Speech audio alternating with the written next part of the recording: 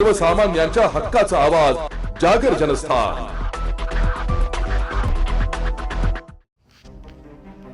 जळगाव जिल्ह्यातील जामनेर तालुक्यातील राजणी गावातील आकाश संजय पाटील या तरुणाच्या आत्महत्येच्या प्रकरणाने संपूर्ण जामनेर तालुक्याला हादरवून सोडलाय।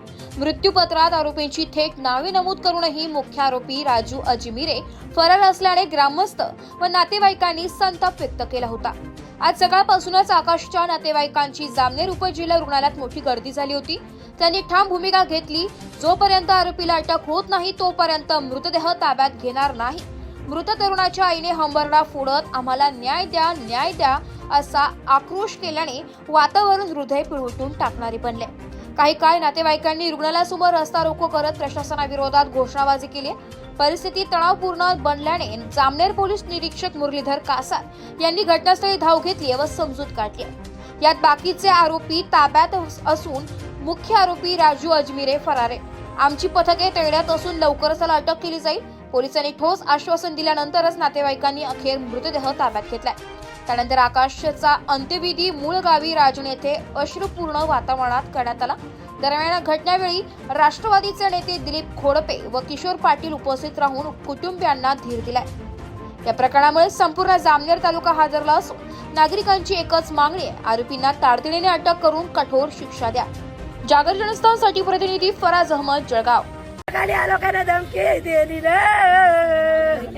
राजू अजमिरे धमकी दिली, माझ्याकडे पाचशे घेऊन घेतली ना, त्याच्या काही जाती पातीची बी नाव होती ना, त्याचा काही संबंध होता, पोरदानगर माझ्या गावी मराठा होतो ना, माझ्याकडे काही न्याय नाही भेटला ना, माझ्याकडे मोठी चिठ्ठी लिहून ठेवलं आहे ना, काही उपयोग नाही झाला ना, भाऊ माझ्या घरात बसलं रे,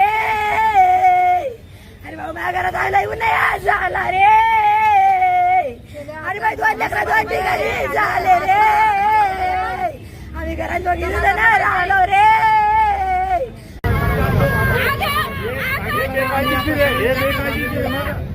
त्यावर प्रचंड मानसिक दबाव आल्यामुळे आकाशने आत्महत्या केली हे निर्विवाद सत्य आहे। आणि हा जो दबाव आलेला आहे हा या काही लोकांचा जो आहे, म्हणजे साहेबांनी जे सांगितलं की त्यांना आरोपी पकडलेले राजू अजमेरे हा प्रमुख आरोपी, तर त्याच्या अंगामध्ये सत्तेची मस्ती आलेली आणि तो त्या सत्तेच्या मस्तीच्या जोरावर गरीब लोकांना छळतोय आणि त्यांना नाही तशी दमदाटी करत असतो। आणि त्याचाच परिणाम असा झाला की याला ज्यावेळेला धमक्या दिल्या तर त्यावेळेला त्यांनी घाबरून शेवटी आत्महत्येचा पर्याय निवडला। तसा त्याने निवडायला नको होता, परंतु दुर्दैव आहे की त्याने आत्महत्येचा पर्याय निवडला।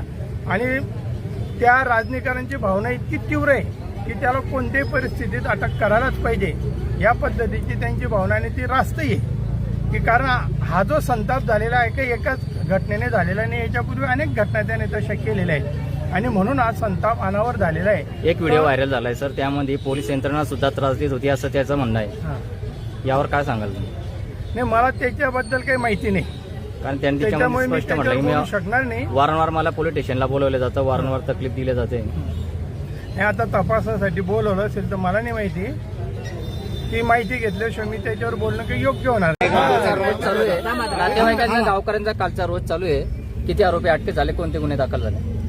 एकूण 4 आरोपी अटक केलेले आहेत। आत्महत्या करण्यास प्रवृत्त करणे, शिवीगाळ दमदाटी करणे आणि कॉमन इंटेन्शन, ज्याप्रमाणे आम्ही कलम भारतीय न्याय संहितेचे नाव माहिती सर? आरोपीचे नाव सावळे आणि एक चाटे आहेत, 3 सावळे आहेत आणि एक चाटे लेडीज आहे धनगर नाव। मुख्य 4 आरोपी अटक केलेले आहेत, एक आरोपी फरार आहे, त्याला पण अटक। जो आरोपी फरार त्याचं नाव काय सर? राजू विठ्ठल अजमिरे। याविषयी अशी चर्चा आहे सर की त्यांच्या भाजपाचे कार्यकर्ते आहेत, त्यामुळे त्यांच्यावर तुमच्यावर आमच्यावर कुठल्याही प्रकारचा दबाव नाही आहे, आम्ही आमचं कायदेशीर काम करत आहोत।